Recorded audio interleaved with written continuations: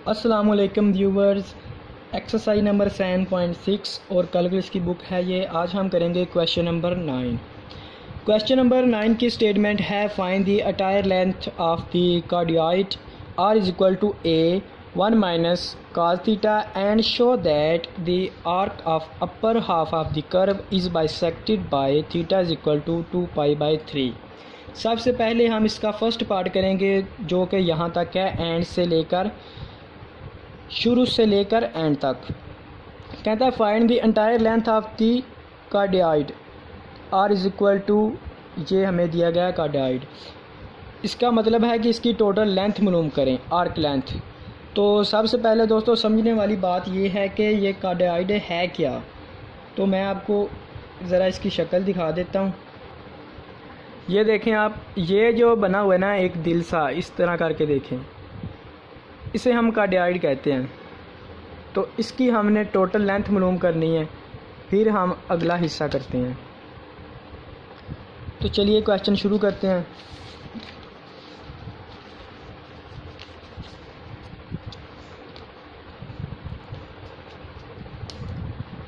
Exercise है 7.6,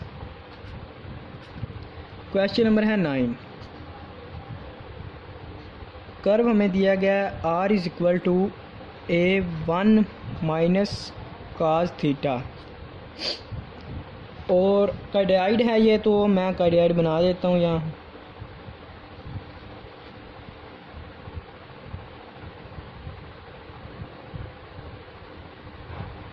इस तरह यहाँ 0 है, यहाँ पाई है। तो दोस्तों सबसे पहले आप गौर करें कि हमने टोटल लेंथ मालूम करनी है। तो टोटल लेंथ कितनी होगी? Length of cardioid is equal to 2 multiply length of upper half.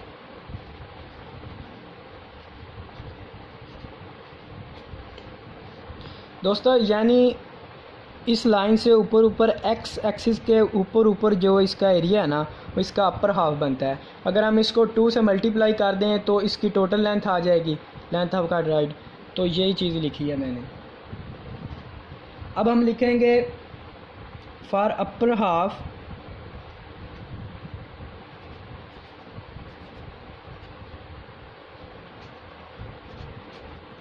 Theta varies from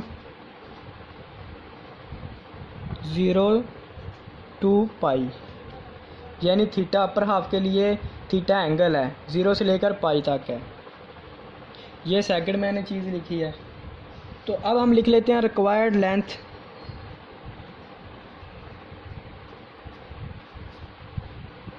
required arc length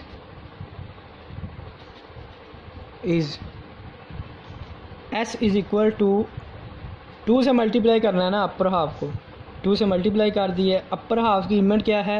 0 से लेकर पाई तक।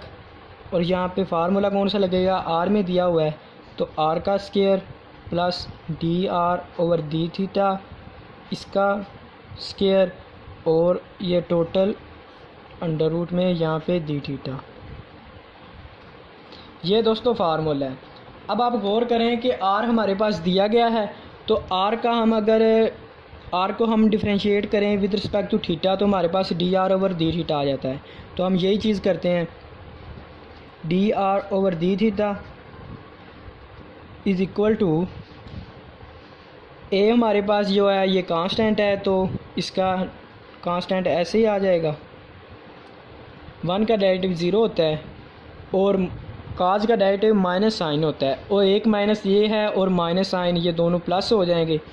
तो यहाँ पे आ जाएगा साइन थीटा। अब इसका स्क्वायर भी है, तो D R over D theta, इसका हम स्क्वायर ले लेते हैं, ए का स्क्वायर साइन स्क्वायर थीटा आ जाएगा। इसके बाद हमें डी आर का स्क्वायर। अब दोस्तों हम इस फार्मूले में ये सारी वैल्यूज़ अप्लाई करके देखते हैं क्या होता है। s इज़ इक्वल टू 2 वैसे ही लिखना है, लिमिट्स भी वैसे ही लिखनी है। आर का स्केयर, आर ये है तो इसका स्केयर हम लेंगे ए का स्केयर 1 माइनस काज थीटे का स्केयर और plus d r over d theta का स्केयर हमारे पास ये है ए का स्केयर साइन स्केयर थीटा और यहाँ पे है डी थीटा। अब क्या करें, अब हम इसे स्केयर ओपन करते हैं और इनमें से ए का स्केयर कॉमन ले लेते हैं। ए का स्केयर जब मैं कॉमन लूँगा तो ए का स्केयर इधर आ जाएगा और यहाँ इसका square 1 plus cos square theta minus 2 cos theta plus sine square theta D theta, ये चीज़ बनेगी। अब ए का स्केयर जजर से कैंसिल हो जाएगा तो ए रह जाएगा। दोस्तों आप सभी जानते हैं कि sine square theta plus cos square theta ये 1 के इक्वल होता है और एक 1 ये है, ये मिलकर 2 हो जाएंगे। 2 प्लस माइनस ये minus 2 cos theta under root D theta. अब 2 भी इन दोनों में से कॉमन ले लेते हैं तो अंडर रूट 2 कॉमन आएगा। 2a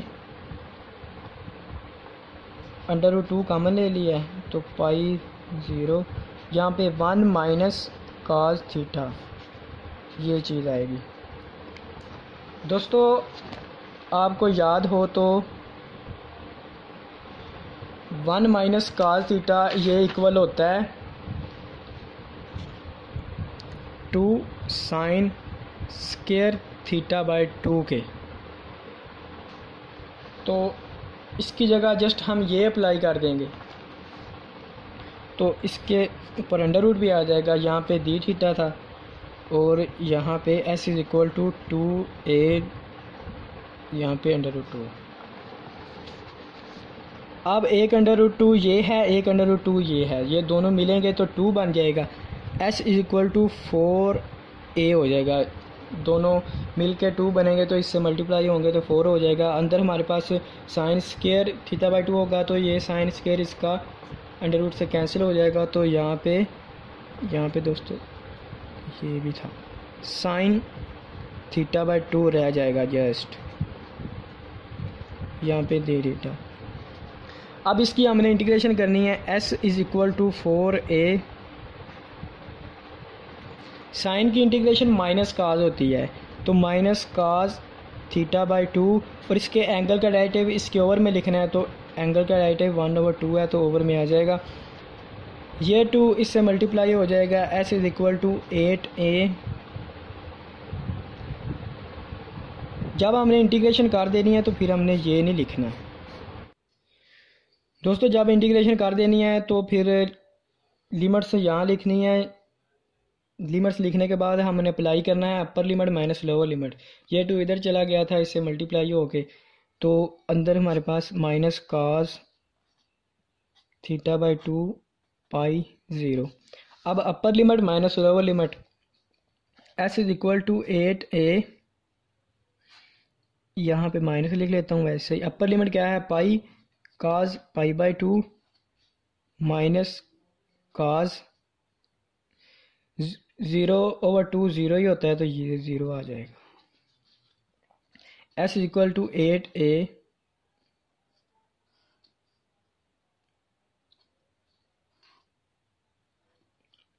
काज पाई बाई 2 0 होता है तो ये 0 हो जाएगा, माइनस काज 0 1 होता है तो ये 1 हो जाएगा। अब यहाँ पे भी -1 है, यहाँ ये भी -1 है तो मल्टीप्लाई होके 1 हो जाएगा। s is equal to 8a। तो ये क्या होगी, total arc length of cardioid. अब हम सेकंड पार्ट करते हैं। सेकंड पार्ट में क्या कहता है, show that the arc of upper half of the curve is bisected by theta is equal to 2π/3। कहता है जो अपर हाफ है ना वो कर्व बाइसेक्ट करता है थीटा इज इक्वल टू 2π/3 3 पे। ये हमने प्रूव करना है कि करता है या नहीं करता। वो कैसे करेंगे? अब हम लिखेंगे 9, वही मैं कार्ड राइट बना लेता हूँ।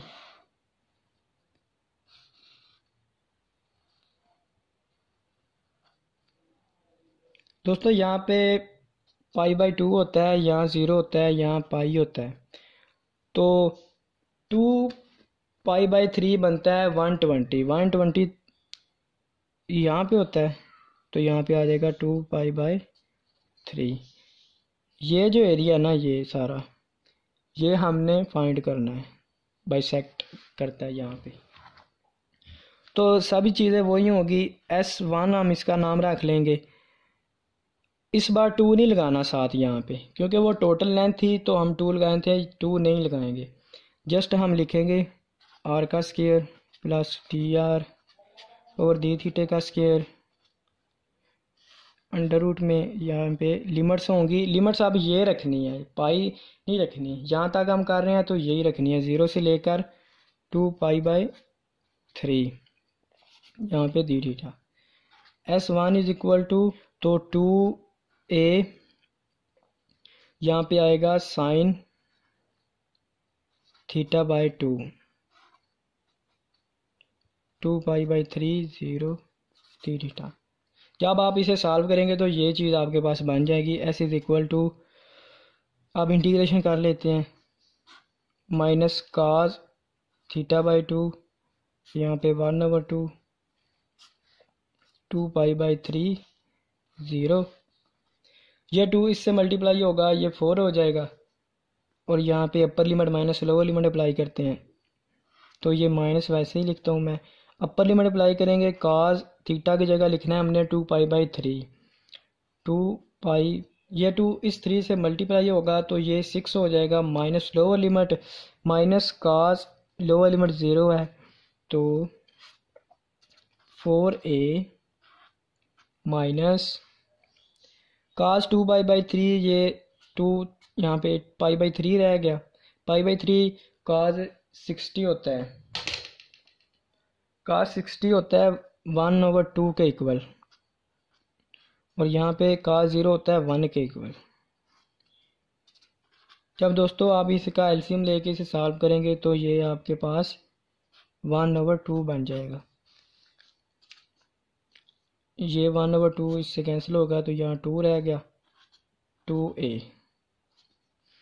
यही हमारा आंसर है, ये बाइसेक्ट करता है, इसका मतलब ये है। दोस्तों यही क्वेश्चन था, उम्मीद है आपको समझ आ गई होगी। अगर किसी पॉइंट की नहीं समझ आई तो आप मुझे व्हाट्सअप करके, फेसबुक पे कहीं भी पूछ सकते हैं। दुआओं में याद रखिएगा। खुदा हाफिज़, अपना ख्याल रखिएगा।